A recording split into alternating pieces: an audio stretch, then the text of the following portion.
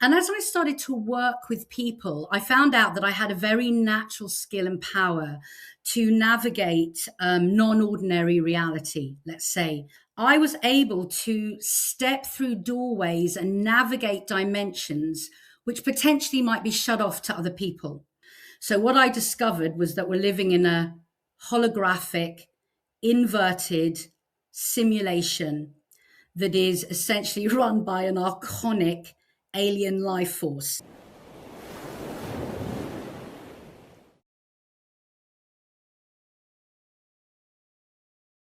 Hey, Inspired Tribe, my fellow freedom lovers. John Nolan here. Thank you so much for tuning into another inspired conversation. And today I'm excited. This has been coming a long time. It's a first time guest on Inspired. Maybe some of you know her, Sarita Sol. It's wonderful that she's coming on. She's a shamanic practitioner and meditation teacher who isn't here to feed fear saviors or endless rabbit holes. Her work cuts straight to one monumental observation.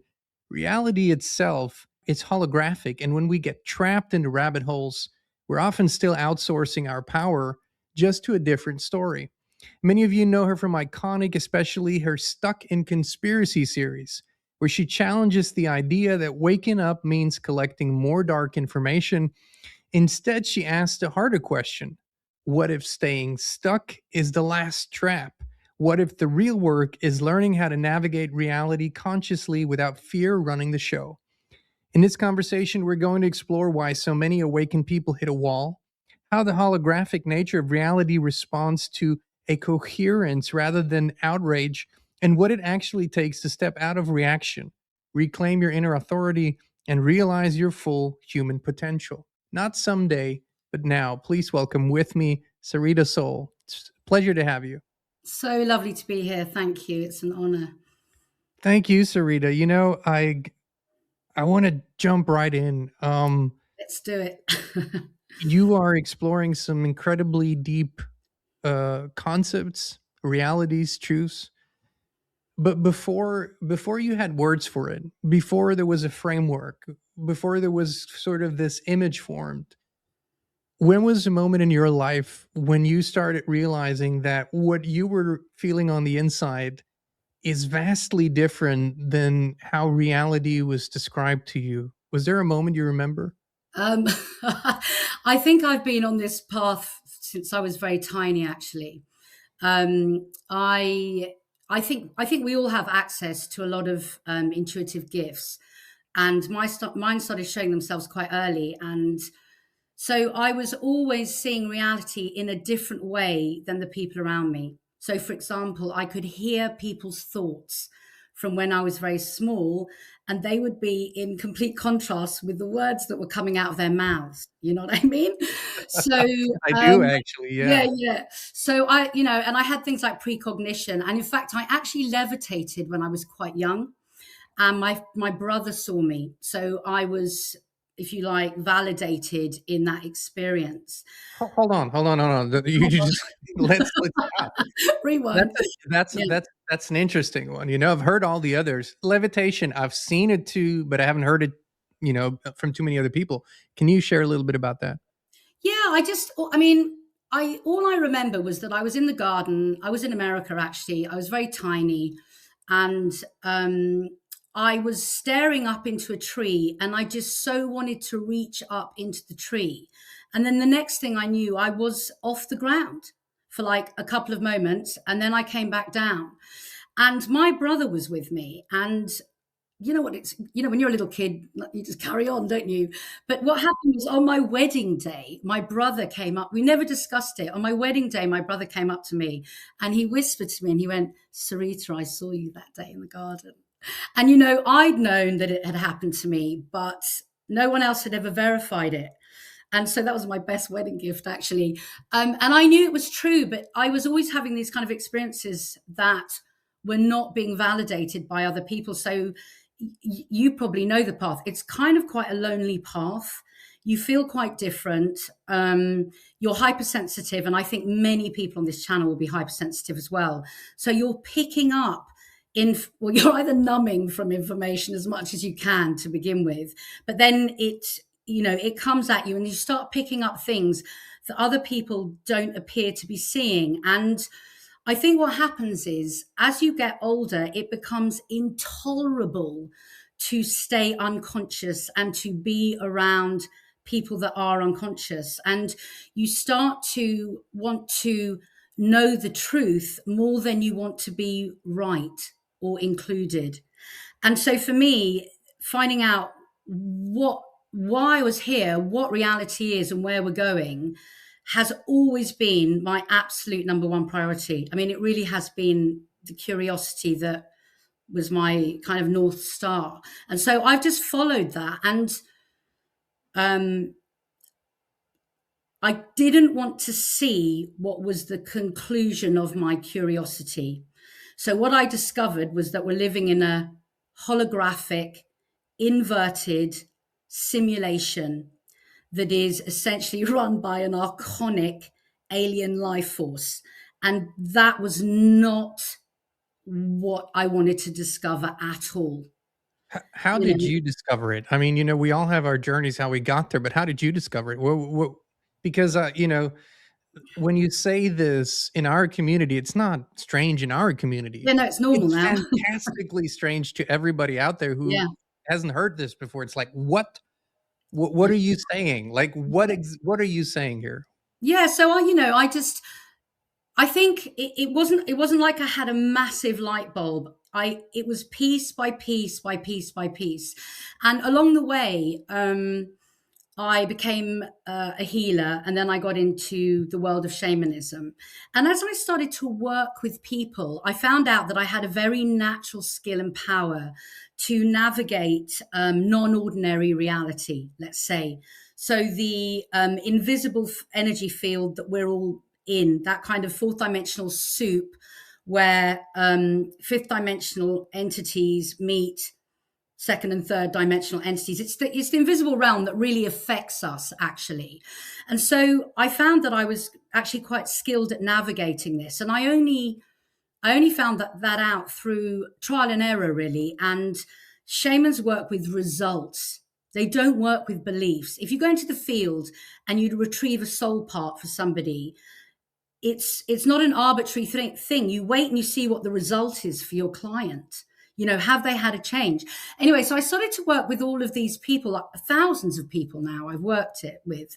And bit by bit, I started to sort of perceive and navigate what was going on in this realm. And I started to understand that there was an electromagnetic biofield around each of us, how this biofield contained all the information pertaining to our reality, how we were programming the biofield, how the biofield was being influenced by other entities and egregores. I started to understand soul loss, how that was set up, the intrinsic energetic architecture of our bodies, how we manifest, so bit by bit, I was starting to work with individuals, and obviously they were all presenting with different problems and cases. And I think because I never let go of the infinite potential of what was out there from a very young age,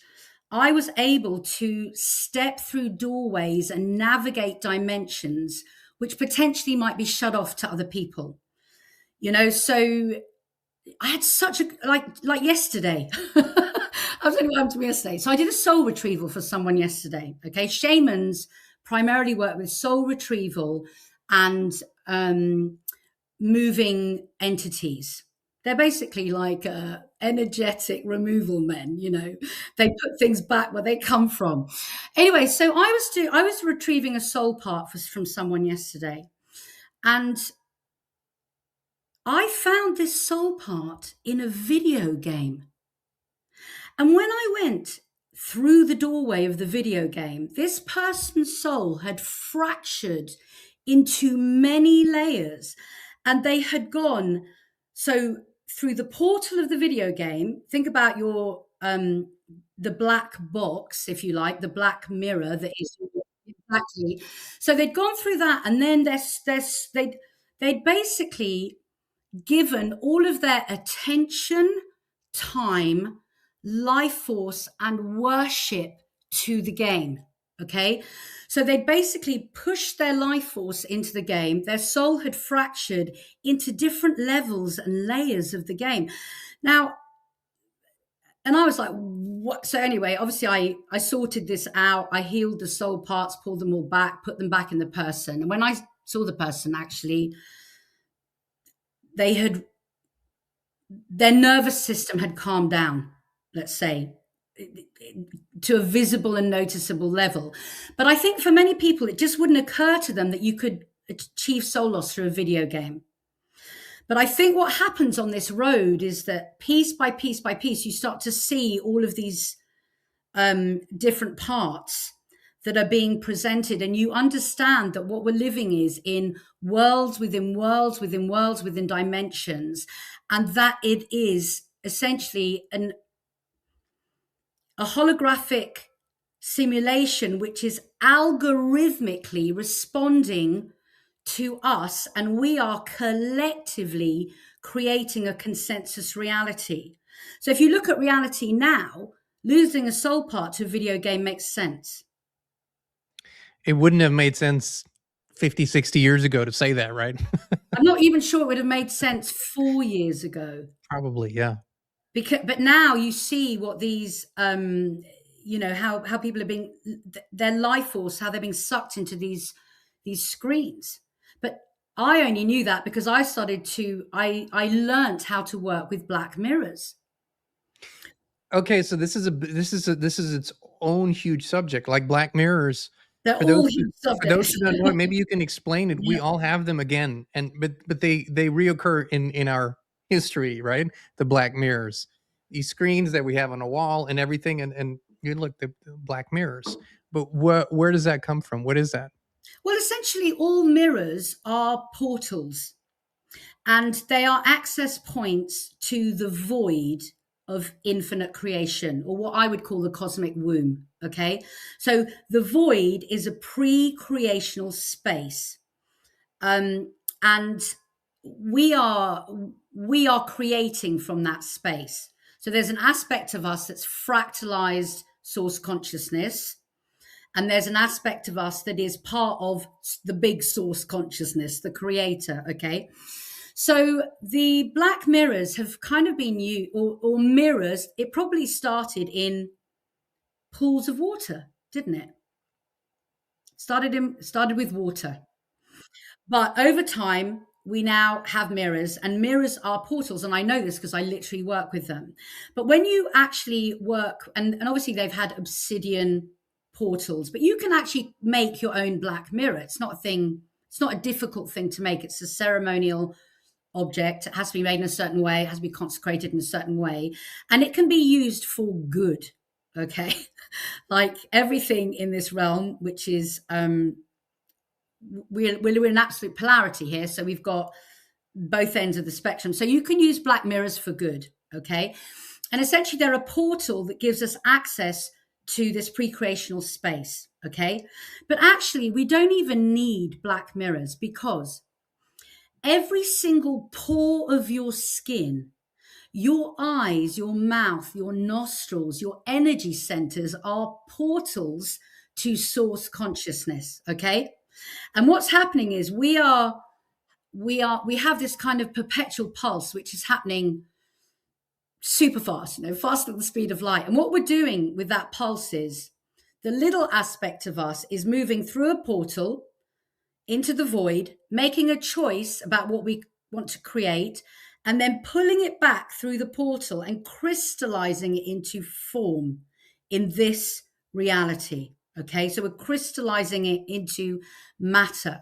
So the pores of our skin are essentially the portals, but being humans, we've created other portals, and mirrors are one of them. And so we have these natural portals that we're using, or you can use the mirrors for good.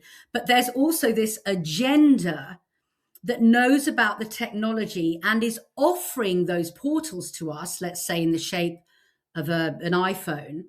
And what they're doing is they're programming the portal so that as you move through it, you pick up the program and crystallize into form what they want you to crystallize into form to create a consensus reality that serves them. Now, this is not the only way that they're doing it, but it's now a very efficient way that they are doing this. But basically, the archonic, I would say it's an AI agenda, is it's artificial, and they work.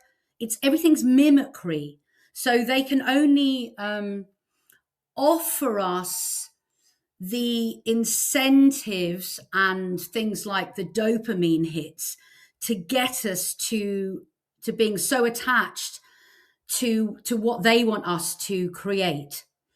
But what I'm trying to teach people is you are a creator and you have the option to create whatever you want. So this whole consensus reality can change. Quick pause, because this really matters. Folks, we don't just have an obesity crisis, we have a malnutrition crisis. Most people are actually starving at the cellular level and they don't know it. The mass-produced foods simply don't have enough nutrients in them. So you stay hungry, you have those cravings, and you keep eating. This is where Green 85 by Chemical Free Body comes in. We drink it 2 times a day, and it makes all the difference because it floods our body with nutrients and our cells are actually nourished. This is where the cravings come down, you stop being hungry, and most people notice that they spend a lot less at the grocery store as well. If you want to give it a try, please visit chemicalfreebody.com/inspired. You are a creator and you have the option to create whatever you want. So this whole consensus reality can change. Okay, let's unroll this from sort of Sorry. yeah, from, yeah, we Yeah. I am in agreement, right? And you could call this an opinion, but it's the same conclusions that I've come to over time. But when we unroll this, there are a few fundamental questions, right?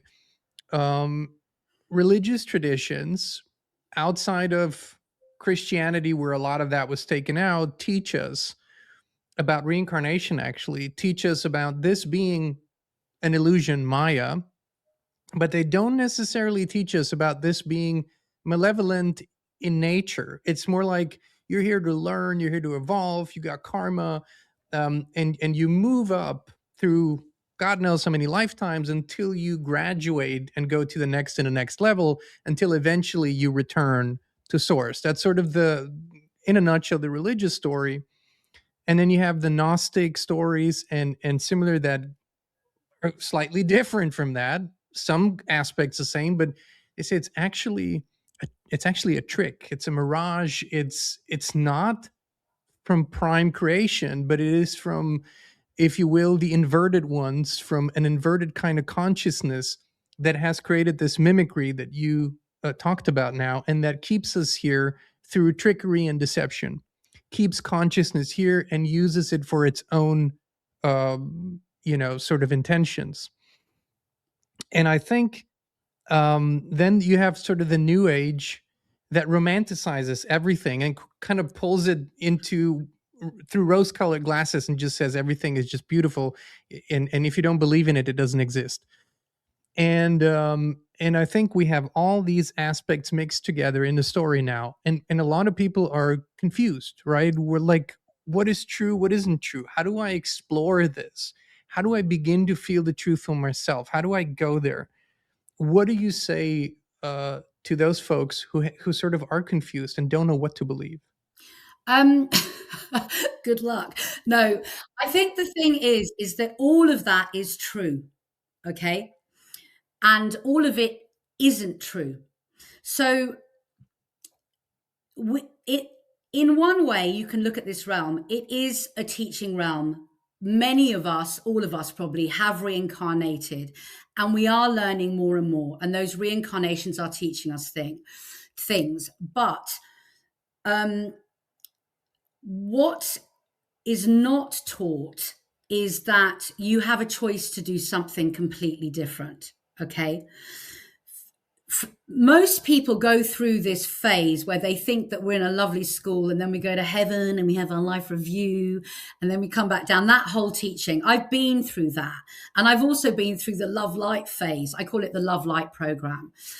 And the way I see that this inverted matrix is being controlled is that the inverted matrix extends beyond the earth realm into, if you like, the heavenly reincarnation realm.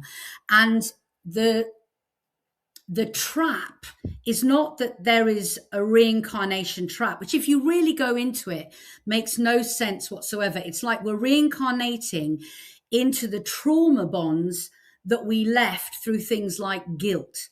Okay, when you really study all of this and you study that there's a life review and that you're judged, and even if you say, no, I don't want to go back, they go, you must go back, and they keep you there until you do go back. There's all this kind of weird stuff going on. And then there's the love light programs where you don't look at the shadow at all. Okay. And what I think this inverted archonic frequency bandwidth matrix is holding people in these programs very cunningly. And I think what's happened is that a lot of the Eastern traditions have been hijacked, okay, by the archonic manipulation. And I think things like surrender, just surrender to everything, has been hijacked. Because when I went through this phase and I really looked at it and I really understood that we are actually creators, I now see that we're here to learn that we are creators. Once you understand that you are a creator, you have no choice but to take responsibility for everything that's happening around you, because nothing could be in the field of your reality if it wasn't a resonant frequency match to you. Okay. So what's happening now with this awakening is people are, if you like, waking up to the unconscious reality that they've permissioned. So I think the archonic agenda has infiltrated a lot of the Eastern religions and the reincarnation thing. And I think it's infiltrated the love light brigade, who will not look at shadow. And through my studies and through working with people, I discovered that there was this false chakra overlay over the first 3 energy centers. It was like this weird grid. And again, shamans work with results. I started practicing removing this on people. And first of all, they could see it, then they removed it. And then suddenly they were getting bliss states in waves and feeling things that they'd never felt before. So it was stuff that I was practicing essentially. And that's how I've understood what's going on. And I think a lot of people go through these phases. But I think what's happened with the whole reincarnation trap is it's like the Bible. Some of it's truth and some of it isn't. Okay. And bits have been lost or misconstrued or taken over or distorted, let's say. And they forgot to add the piece where they go, but if you don't want to reincarnate, you could go into the light of the void and choose something else. That part is completely left out. It's like when I had this conversation with a dear friend last year, I think. And the conversation went like this. I said, do you believe in karma? And that friend said, yes, absolutely. And I said, so you believe in reincarnation and karma and the stories? Yes, absolutely. I said, well, what is your conclusion about this? What are you going to do? Well, yeah, I'm doing my best to work all of this off in this lifetime. So this is my last lifetime. I said, okay. Have you ever considered that you could jump off the karma wheel altogether? Not be a part of that system any longer? Eyes became really big. It's like ding, ding, ding. Like, it's like the light bulb went off. And it was, yes. Holy moly, I never even considered that. So it's like you're saying, that was not an option on the menu. Nobody told us, well, you don't have to subscribe to any of this because it's a system. It's not, which leads me to the question. If it is a choice, then it isn't real in the sense of something that is real cannot be changed ever. It's like it's a constant in prime reality. But karma and reincarnation don't seem to fit that profile. So do you have sort of a sense of where this system originated, or where it came from, or who thought of it? I have my own sense of it, but I am really fundamentally aware that we are in an algorithmic holograph, so that my sense of things is being perpetually validated, okay, to keep me in my own loop. So it's a really tricky thing to navigate. And the reason that we're even having this conversation is because we're algorithmically inclined, if you like. So we are creating a kind of consensus reality. So you always have to be like completely mindful of that, because whatever you think and believe will be validated for you. I do have a sense. So I was reading John Lashlam how many years ago, and as I was reading that, I was feeling, this kind of, oh, you've arrived at some truth here. And I went off in my own explorations. And I think what happened is, when Sophia Gaia fell from the pleroma, because she fell away from her other half, if you like, what happened was there was this architecture that arose to assist her in holding the humans in separation consciousness, because that's what was wanting to be experienced. Okay. So this architecture, which I call Yahweh, okay, was holding the humans and was in service to the humans. But because if you like, fractal aspects of source consciousness, aka humans in this case, would always eventually find their way back to source, because that's evolution. It will go back to wholeness. At some point, the humans started to ascend, okay?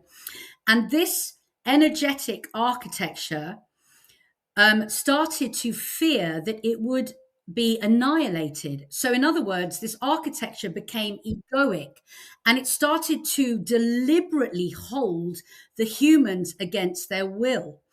And as it did this, it called forth assistance, because so now you've got to understand there's a kind of resonant frequency match to the archons. So if the architecture, so you've got Sophia Gaia as the feminine planet.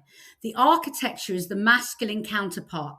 But once it becomes egoic and it fears annihilation, it becomes inverted, okay? That's the beginning of patriarchy, which we now know has distorted the masculine and feminine principles, okay? And I teach how to kind of overcome this. But anyway, because its frequency now was coming towards inversion and separation consciousness, it began to call forth the archons, okay? Now, the archons, as far as I understand it, were like this abortive entity that was anti-created through the separation of Sophia Gaia coming apart from the pleroma. So it was like a result of the separation, okay? And so they were like this abortive alien energy. And as an abortive alien energy, they cannot sustain their own life force. They're not like humans. We're empathic, we're heart-centered, and we have self-sustaining energy. It looks like an infinity symbol. They're parasitic in They're nature. parasitic, vampiric. So this architecture, Yahweh, is now holding everyone, and it's demanding worship, okay? And it's separating the humans from source, saying you have to go through a middleman, right? And you have to do this and everything. So you can't be connected to source. And it starts calling forward the archonic, parasitic force, if you like, into the realm that starts now manipulating and working with Yahweh. And then that archonic force now starts to call to its aid the satanic beings, which are the material beings, which creates more separation. And then they start working with the elites. Now, it's much more complicated than the way I'm saying it, because as far as I understand it, there were a lot of other things happening with other planets and other infringements and different things going on, and our history's like, I don't know how many, millions of years old. But that's the sense I get of what kind of began to happen to us in a way. And it set up the ego, and it allowed the infiltration of the archonic parasitic mind virus, or Wetiko, to enter the human through the ego, which is about survival. And that's how they work on the dopamine circuitry, which then causes an addictive mindset, which is also a result of things like the soul loss that we experience from the trauma. So all of this is kind of going hand in hand. But when you have soul loss and parasitic entities, what happens is you abdicate your sovereignty. And so what's happening is people in the love light system, because they will not look at the shadow, they don't understand that their unconscious mind, the one that is programmed by the archonic inverted matrix, is their unconscious mind is the one creating their reality, because your unconscious mind is a bigger supercomputer than your conscious mind. And our reality is created by our thoughts and our feelings. But if you're not conscious of your thoughts, your unconscious thoughts are creating reality. And that's why the love light people are serving the negative agenda. Without realizing it. Without even realizing there is a negative agenda to serve, because that's sort of frowned upon to even talk about. You've created this series with Iconic called Stuck in Conspiracy, which I think is a brilliant name, by the way, and a brilliant observation, where the awakening is mistaken so sort of for, oh, I know this about about politics, and I know this about government and their secret societies, and they're manipulating foreign affairs and manipulating wars, and that's one layer of it where a lot of people stay stuck in, and then they just go deeper in this and deeper in that. And then there are people like you who say, well, this is important, this is necessary, you need to see this. However, you can't be a neutral observer. Such a thing truly doesn't really exist in this reality that we're in. You are contributing one way or another, whether you know it or not. So you're saying we need to become conscious of this creation ship, of this creator within us, and actually learn how to be in full charge of this again. This is a big and tall order. And people have sort of started diving into this with, the movement of law of attraction, which distorted a lot of this and made people frustrated. So what was the step for you when you maybe had such an aha experience of, holy moly, I truly created this, like, so specific, and I created this and I know how I did it? Yeah, again, it was a thing that came gradually, but I started to notice this kind of victim, perpetrator, rescuer program. And it started to happen with little things. So, like, let's say I had an argument with my husband, okay? So I might be like in the kitchen and we just had an argument, and I'd be thinking, or, whatever, I'm right, and da-da-da. And then what would happen is I would literally burn myself while I was cooking, while I was having that thought. And because I was becoming more aware of my thoughts, okay, I was starting to notice this correlation between the way I was thinking and my immediate physical reality. So I started to understand that if I had a thought, like I'd had an argument, I was like, oh, I misunderstood or whatever, I would be literally physically hurt. It might just be small, like whack my head on something or whatever. But I started to notice this correlation between me being or deciding I was a victim and something persecuting me. Okay. So the first part is always an awareness. So the conspiracy rabbit holes are important.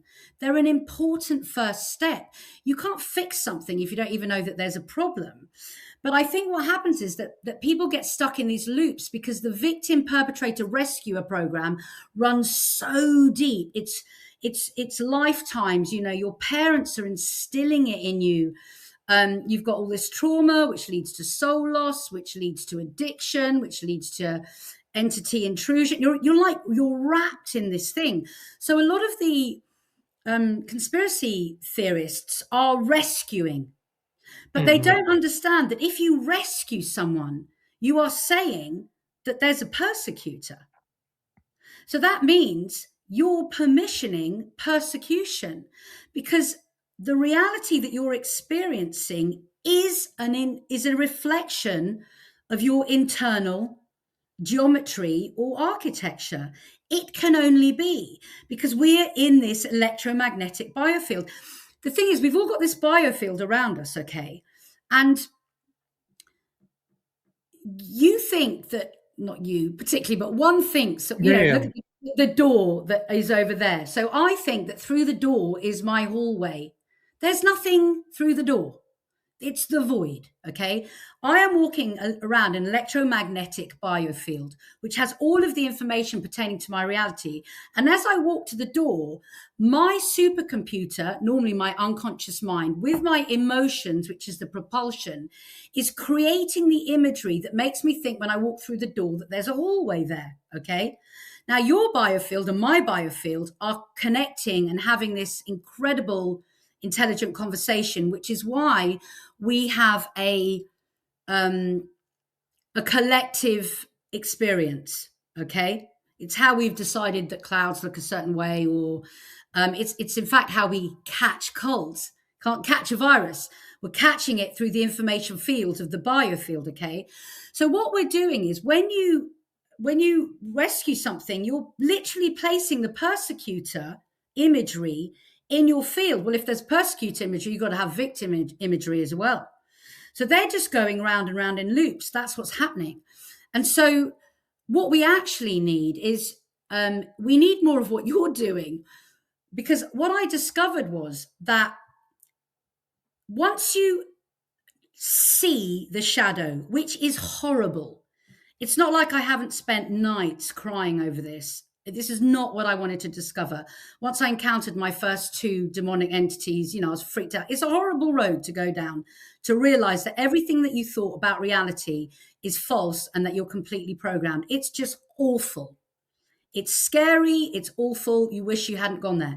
But once you've gone through that, you then start to realize that the next step is your choice. That if you can hold the light and the dark and see all of it, you get the option of neutrality. And this is what you do with your channel, which is why I love it. You research and you show people, and you're actually completely neutral. You've discerned what your next choice is through your ability to be neutral about what you discover. Okay. And what I discovered was neutrality dissolves reality. Okay.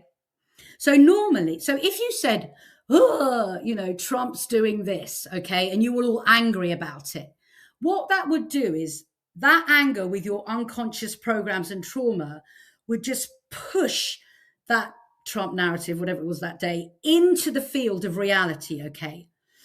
You're holding it there because you are the creator. You are the fractalized aspect of source consciousness. But when you choose to be neutral, the reality has no momentum. It has no emotional momentum behind it. So it collapses into a 0 point portal that allows you to go through, and in the next moment, choose something completely different. I got to ask you something here, because I think this is important.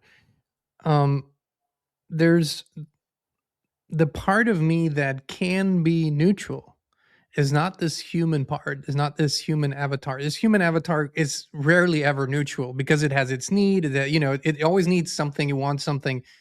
And so this isn't, in my view, this isn't capable of truly being neutral. But the spirit part, right? The part that where you reconnect, that part has no problem being in neutrality and being that observer. So I think the frustration for many people is they hear this But until they have the experience of this expanded awareness, truly feeling, experiencing it, it's all just theory, right? So I understand you teach people how to actually feel, experience this expanded awareness, so you know what the real part of you is that we so often talk about, right? I think this is incredibly important because otherwise people are stuck in another loop of frustration. I can't get there because it's not your brain, it's not your mind, it has nothing to do with this human avatar. It's something far greater than that. Is that how you see it too? Yeah, I mean, I think what I do is I literally teach techniques so that people can, in the first instance, access the unconscious energetics of what they've been programmed into. And I don't just mean in a mind way, I mean in every kind of way. Mhm. Okay. So once you start accessing that and you start changing it, so I literally teach people, how to override their trauma, how to remove the crystallized patterns and blocks that they're literally um, manifesting from. Okay. I teach them how to retrieve their soul parts. I teach them how to find entities that they're holding onto and release them, how to detach from egregores. I teach them how to remove the chakra overlays. Like I actually teach them. So once you start, and it's not that difficult. This is the thing. It really scares people, but it's not that hard. So once you start going into that and you start reorganizing yourself and you go, oh, okay, I've got an attachment here. I choose to remove consent for that.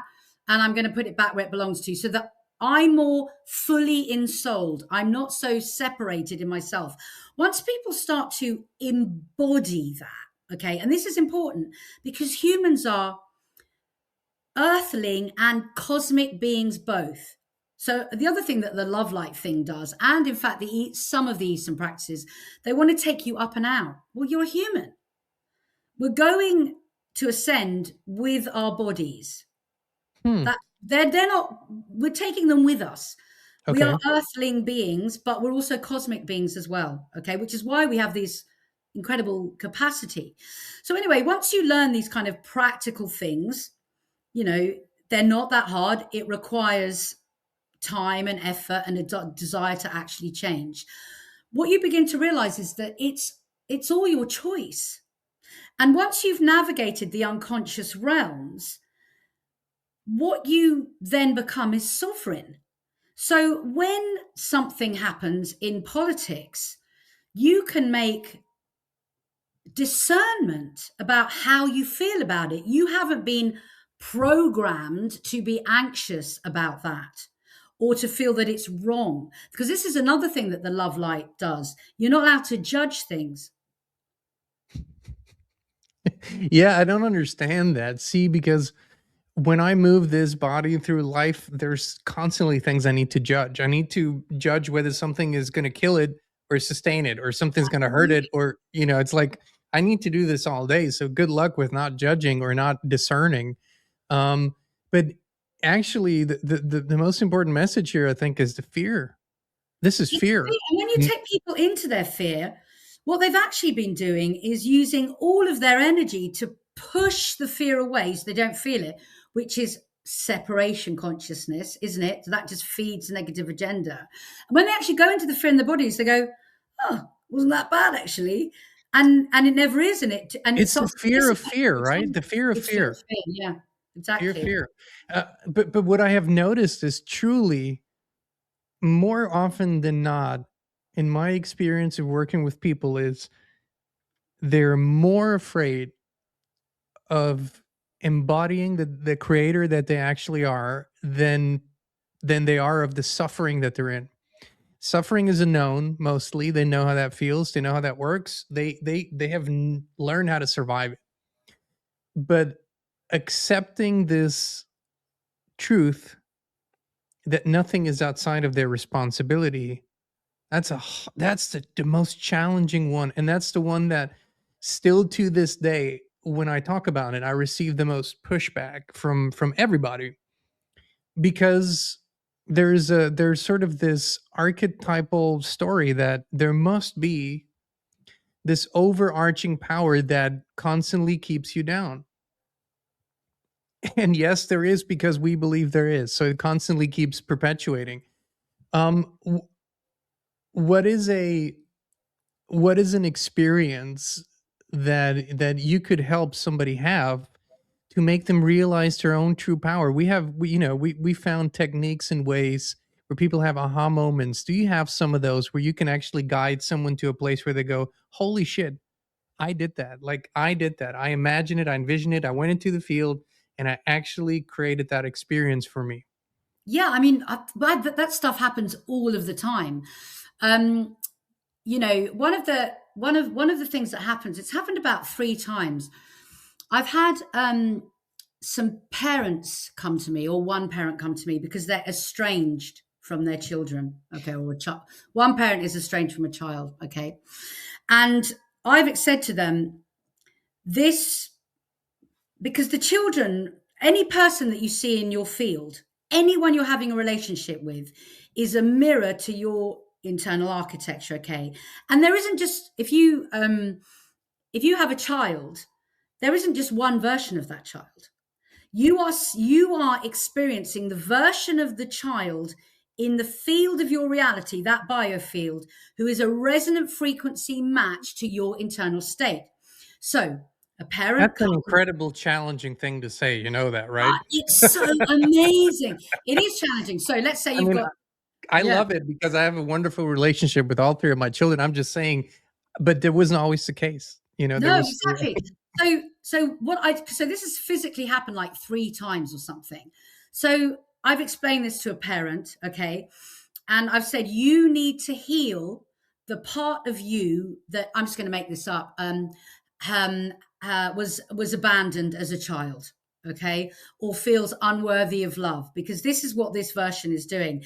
And I've done a technique with them, which is for free on my website. It's called Tibetan Heart Meditation, okay. But what I've done is I've changed the meditation. It's like you do it for 3 minutes, literally. And what you do is you do the meditation with, or I've got them to do it with their child, okay. The first time I did this with somebody, they hadn't spoken to their child. The child hadn't spoken to them for 5 years. As we finished it, the phone rang. It was the child. This is the third time or something. As we finished it, like we were talking, 5 minutes later, there was a text from the child. And then the other one, the child contacted them 24 hours later or something. It's so effective, this work, that you can't even believe it. And then when this happens to someone once, they get it. But in a way, so. humans have to be suffering enough to just to be willing to try it. y- I've had these experience, and because I know that I do it 24/7, but the big ones is kind of what sticks out. The ones where you had something that you wanted didn't show up because you were waiting for it, or you were actually pushing it away, and you finally found a way. And then those big ones sort of are stuck with me. Recently, I wanted to get your take on this. Um, I woke up not too long ago, maybe a month ago or so. I woke up and there was this thing clearly on my mind, and I felt like I needed to work on that. And something incredible happened. It was not so much that I intended it, but I ended up landing in what I call the motherboard or mainframe of this reality. And it was literally like it presented itself as code, as almost like a digital machinery, right? And there was something that I wanted to experience in this reality, and it literally started to appear as a hologram that was rotating, coming out of that field, and coming down into reality, if you will. And I'm sure my mind fills in the blanks, but that's kind of it was a hologram that rotated and came down. Now it hasn't shown up in the physical touchable reality yet, but it was a completely different experience from all other creation experiences I've had. um it might be because of what I'm researching and how my mind fills it in, or I might have actually entered, you know whatever that mainframe really looks like. Have you had any experiences with that? Yeah, I have. But the thing is that the mainframe is going to reveal itself to you the way that you want it to. That's it. It's I think what's happening now is we're speeding up. So what used to take ages to manifest, and you'd have to visualize and, you know, feel it and and spend all this time doing it. Now you can literally, you can go into the field, the biofield, and you can literally move like geometry or lights around. I mean, for a few years now, I've literally been seeing this inverted matrix. It's like a grid that is, and the pieces in the grid are blue lights. And I just, you know, I thought I'm a nutter. And then I've subsequently met loads of people that see the same thing as me, you know, but again, the reality I'm experiencing is responding to my internal architecture, which is constantly evolving. So yours is as well. So what's happening is things are becoming simpler and easier to manifest. And it's important that you practice manifesting. And I think, you know, we were talking about this just before we came on. We now have the words to describe what that is. Algorithm. You watch something, it appears on your feed. But now most people have worked out that they think something and it appears on their feed. Okay. I'm sure all of your viewers have experienced that. But now expand and realize that the feed is all around you. That's what's happening. And it can't be any other way, because this is just another simulation within the simulation, like social media, and the algorithm is just mimicking you know, how the algorithm of this reality works. So it's like just maybe a smaller hologram, but a hologram always has, no matter how thin you slice it, it will always have the whole in it, right? So but that's why this work is so important, because this is a hologram. So one person can affect the mainframe of the whole. And that's exactly where I wanted to go. So we experience our individual reality bubbles, and we learn how to truly consciously create them, change them, and it can become a beautiful thing. But then we still observe, and we observe a collective reality, and at least to us it seems real. How do we, and then there's so many people who want to have an impact on that. And you've earlier described how we have sort of an agreed upon shared reality, what clouds look like, what the sky looks like, what water is like. How can that be changed? Can that be altered? Can we actually truly change the collective reality that we experience? Absolutely. And it is changing. It is What do absolutely you see? What do you see? Well, you know, if you think about 100th monkey syndrome, so you got 100 monkeys on an island, one of them picks up a rock and bashes open a shell with it. And then suddenly on the other side of the world, a monkey does the same thing. It's the same thing with us, because we are a collective empathic species. And although the way I see the inverted matrix, it's like it's a frequency grid, but there is also a grid that is more natural to us.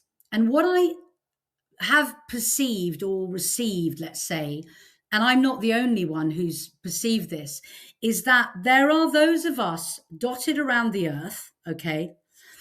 And as we go into our heart centers, what's happening is because we are creators, the heart centers have been connecting to the heart centers of other people whose feet are rooted in the earth, and it's like their crowns are connected to the cosmos. So it's almost like we've been creating this new grid. And that's also why I feel that those of us who are awake seem to have been stuck in families or groups of people to begin with, of very unconscious people, where it was very dark. So it's almost like you had to put these like little pins of light all over the earth, and then the heart center would connect all of them. And so it's almost like we are, as each of us changes our reality, we permission the people around us to have that option too, and we emanate. we're emanators, you know, and when we're heart-centered, we really emanate. You know, they've done studies on how, you know, monks who are in their heart centers, their biofield expands to, I don't know, 10 meters or however, whatever it is. But when you're in fight or flight, your biofield is like this. It's so tense and constricted. And that's why people who are stuck in fight or flight are self-centered.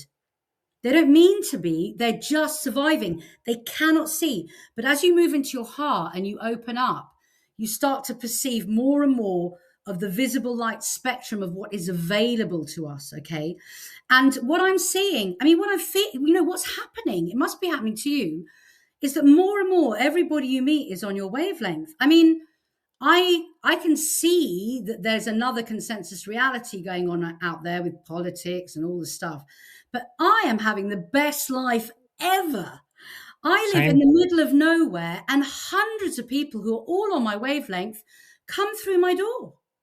And we meditate together and we do things together and we do ceremonies together and I speak to them and I have community. The same thing must be happening to you. So your reality is changing. It's a match to mine.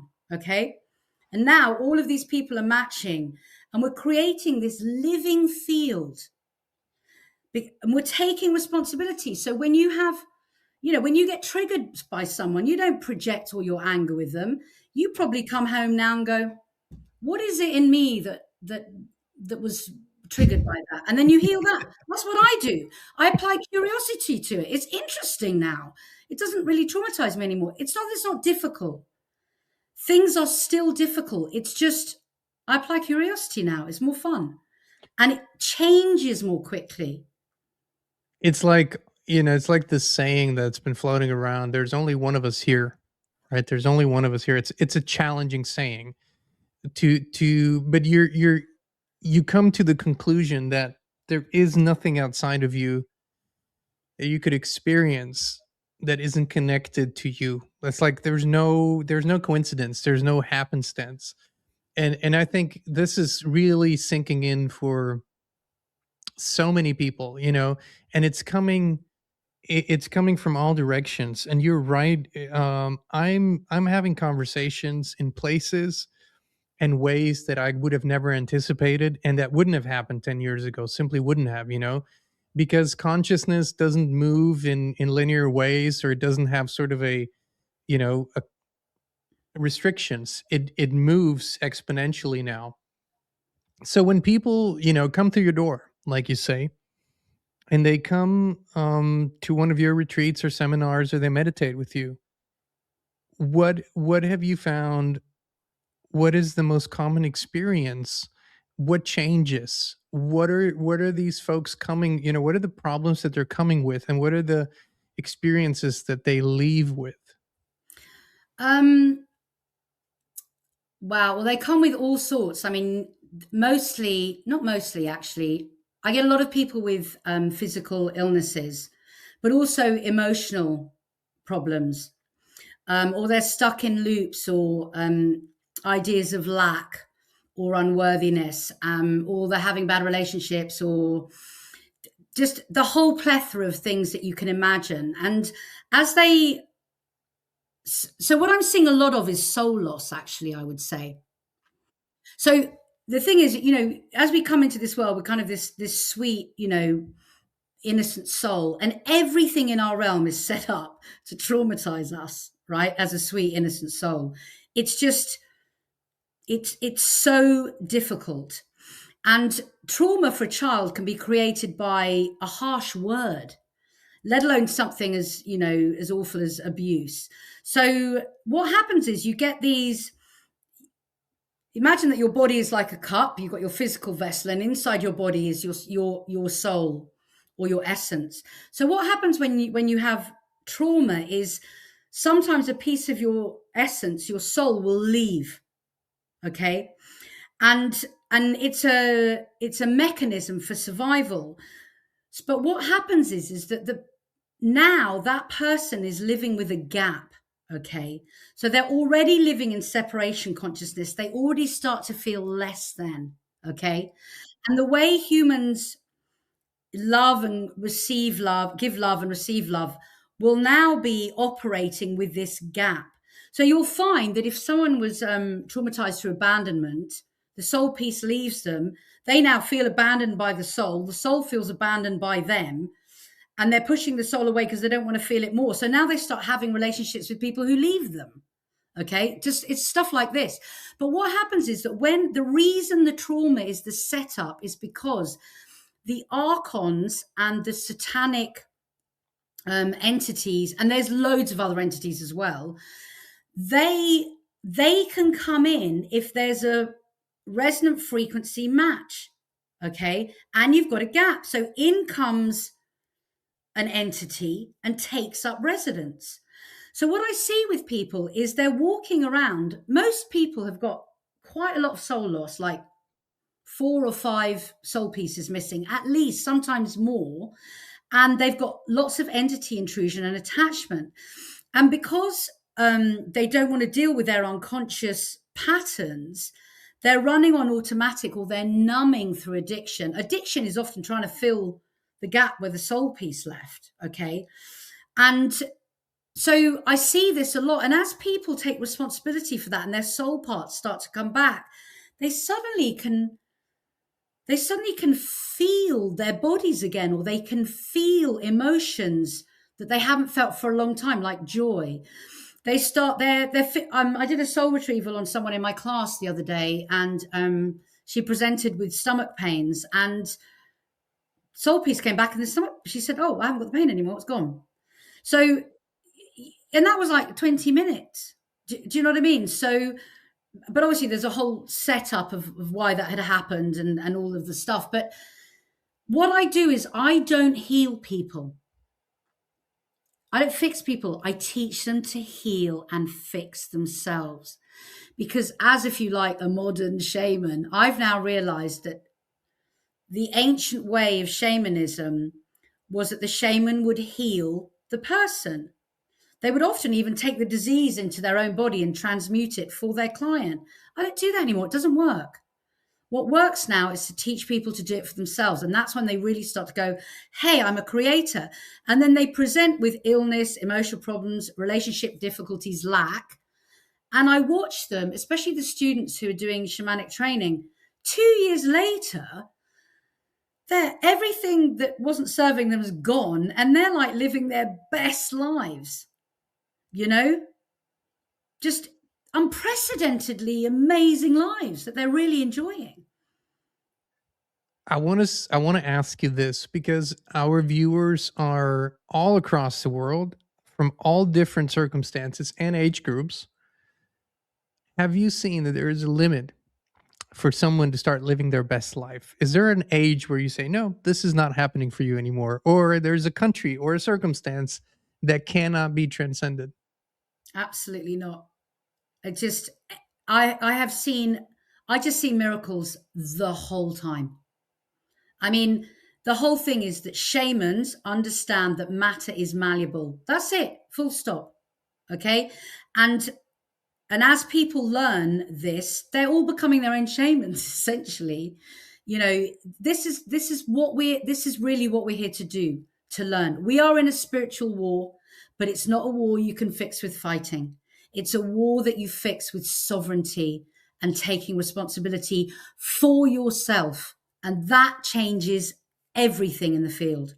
I mean, and I've got clients who, you know, I don't know, who are 88, you know, and clients who are little kids from all walks of life. But what I do have as a common theme with my clients is they're ready and willing to take responsibility for everything that's happened to them. I think it's a beautiful way for today, because I think we're going to have another one. It's a beautiful way for today to end our conversation, or come to the end of it. There is one principle that I've learned when you enter this kind of inner work is, and there's always a price to pay. The price here is that you agree to release and give up all the old beliefs, excuses, fallbacks, safety nets, you know, sort of I can always come back to this if this doesn't work. That's not how this works. You got to go all in. There's no other way. And all in doesn't mean one particular thing. It means making that decision that you are now, from here, this moment on, right now, taking responsibility. That's the first key element. If people want to sort of learn more about your world, what you do, maybe watch the show, Stuck in Conspiracy. Where can they do that? Where can they find you? Where can they learn more about your work? So you can go to my website, which is www.sarita-sol.com. And on that website, there's tons of free resources. So you can start the work, and you don't even have to give any money to see how effective it is. And there's also courses on there that you can do if you want to dive deeper. And I've also got a YouTube channel, which I think has got 450 free meditations and energy practices on it. Like, it's bananas. And then obviously you can find me on Iconic. I've actually done 4 series with Iconic now. So it's all out there for you. And I would just say, try it. You will never be the same again, and you won't regret it. Sarita Sol, thank you so much for this very, very enlightening, expansive conversation. Boy, we covered a lot of ground in about an hour. We should do it again sometime. Thank you for joining us. Thank you for your eye-opening and, I would say, spirit-opening perspectives, and something to chew on, a few things to chew on for me. So thank you for that. Appreciate it. Thank you. And I would like to thank you as well. A lovely, just a lovely soul to engage with. Thank you for being there for all your people. You're amazing. Thank you. My honor and my pleasure. Sarita, have a wonderful rest of your day, and Inspire Tribe. We love you. We appreciate you, and we will be back with you again very, very soon. Your environment shapes everything: your thoughts, your health, your energy. But most people never question the invisible field they live in. We did, and that's when FLFE found us. It's not a product, it's a field of pure life force energy that lifts everything it touches. We now live in it 24/7, and we would love to invite you to experience it too. Start your free 15-day trial now.